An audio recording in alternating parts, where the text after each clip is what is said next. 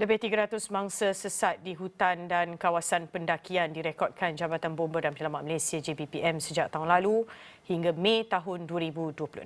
Ketua Pengarahnya Datuk Seri Nur Hisham Mohamad berkata bagi tempoh 5 bulan pertama tahun ini, sebanyak 52 kes melibatkan 114 mangsa direkodkan. Jelasnya, trend semasa itu menunjukkan kadar kes lebih tinggi dan berpotensi melebihi rekod tahun lalu sekiranya situasi itu berterusan hingga akhir tahun. So, kalau kita tengok pada kes ini, kita dapati bahawa keperluan untuk kita menangani insiden seumpama ini, dia semakin mendesak.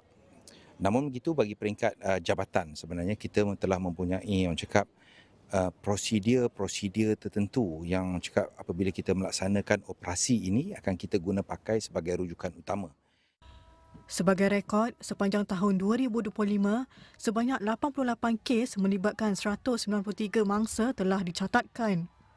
Kes paling tinggi direkodkan di negeri Selangor, Pulau Pinang, Kuala Lumpur dan Johor dengan kejadian tertumpu di kawasan bukit, gunung, air terjun dan hutan rekreasi yang popular dalam kalangan pendaki.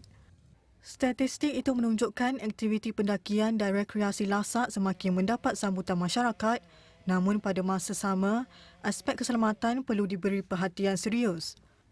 JBPM kini sedang meneliti keperluan menambah baik prosedur operasi standard iaitu SOP serta peraturan berkaitan aktiviti lasak terutama pendakian gunung bagi mengelakkan kejadian pendaki hilang berulang.